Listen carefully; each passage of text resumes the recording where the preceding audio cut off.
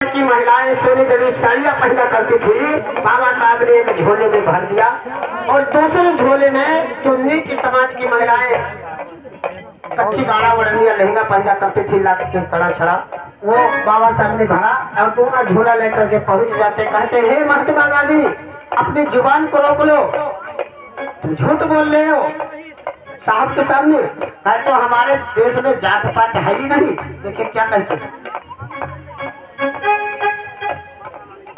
अरे भीमराव अम्बेडकर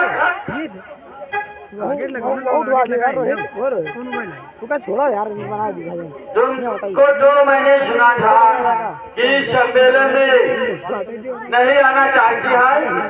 जी साहब नहीं आना चाहते थे, कुछ घटे काम था इसलिए नहीं आ पाए।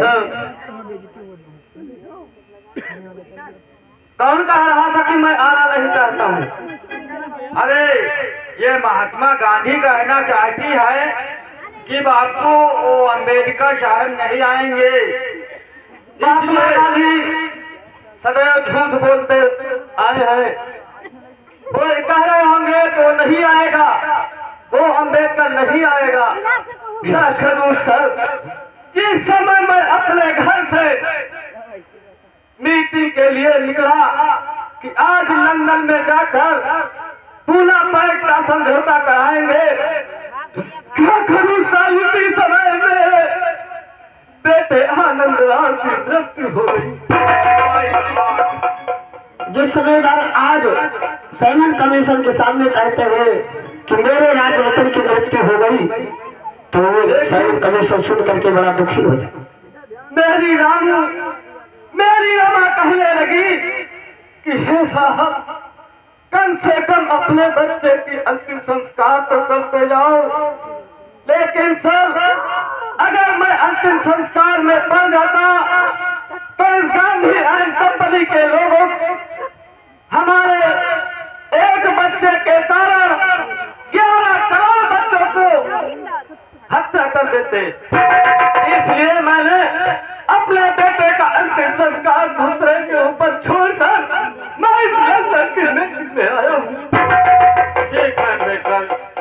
मैं आपके दुख को समझती है, इसलिए आप घर चलिए। क्या महात्मा गांधी, तुम तो कहते थे कि भीमराव अम्बेडकर नहीं आएगा और उसके बच्चे की मृत्यु हो गई है, तुम्हें छोट बोलते हो शर्म नहीं आती है? आज महात्मा गांधी की बोलती बंद हो जाती मेरे नौजवान।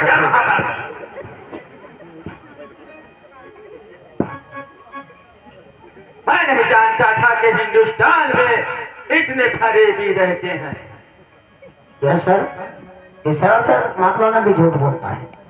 तुम बूढ़े हो गए हो, शर्म नहीं आती है? सर, मुझे आपसे रिक्वेस्ट है, कुछ कहना है। क्या कहना चाहती है?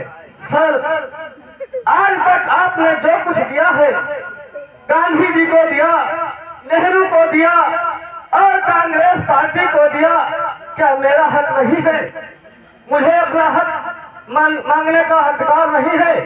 हक तुम्हारा भी बनता है, तो मुझे भी एक अधिकार दे दो, हक दे दो कि जिस तालाब में जानवर, बिल्ली, कुत्ता पानी नहीं पी सकते हैं और मेरे दलित समाज के लोग उस तालाब में पानी नहीं पी सकते हैं, क्या मेरा अधिकार नहीं है? क्या मैं उस तालाब में पानी नहीं पी सकता हूँ? नहीं पी सकता। सभी मंदिर में जाकर के पूजा पाठ करते हैं, क्या मैं नहीं जा सकता हूँ? नहीं जा सकती है। एक दिन मैंने सोचा कि मैं मंदिर में जाकर जिस तरह से सब पूजा करते हैं मैं भी करूँगा, लेकिन वहाँ पहुँचते ही वहाँ के जो उच्च वर्ग के लोग थे, जो वहाँ के पुजारी थे, उन्होंने लाठी से वार कर दिया और लाठी मारते मारते मेरे सर फोड़ दिया। Oh my God! तुम क्या कहना चाहती है? अगर मेरे इस गरीब दलित समाज को उच्च वर्ग के लोग ले जाते हैं, दिन भर दगार कराते हैं, दिन भर काम कराते हैं, घर पे भोजन भी नहीं देते हैं और उसके बाद उनके बाल बच्चे भूखों मरते हैं, क्या मेरा अधिकार नहीं है? क्या दलित समाज के लोग उन अधिकार के लायक नहीं है? Oh my God, oh my God, ये तो कहता था कि हमारे यहाँ सब ऊंच नीच जात पात का भेद कोई नहीं है। क्या बापू जिस सुबेदार नहीं बोलेगा? ये क्या बोल रहे हैं? ये नहीं बोलेगा। ये कहता होगा कि एक समानता है। इससे पूछो, गांधी जी से पूछो कि ये बस्ती में जाकर किसके घर में खाना खाया है? बकरी को ले जा करके रोटी मांग करके बकरी को रोटी खिलाता है, और ये जगजीवन उसका दूध निकाल करके गांधी जी पीते हैं। फिर कहते हैं कि रोटी तो दल को घर की है तो दूध भी दल घर का हुआ। क्या ऐसा सर हो सकता है? क्या बापू, तुम क्या अभी दूध पीती है? Yes sir, yes. इसलिए सर मेरा कहना है, और मैं कुछ प्रूफ लेकर आया हूँ, वो भी आपको दिखाएंगे कि गांधी झूठ बोलता है कि सच बोलता है। ठीक है, क्या दिखाना चाहती है? जिस सुबेदार बाबा साहब कहते हैं मैंने अपने भारत देश का पुरुष लाया हूँ, अगर यदि मेरी बात सच नहीं मानते हो साहब तो मैं इन पुरुष लाया हूँ। किस तरीके से जिल्लत भरी जिंदगी हमारा समाज जीता है, इसका मैंने पुरुष लाया हूँ, दिखा रहा हूँ आपको।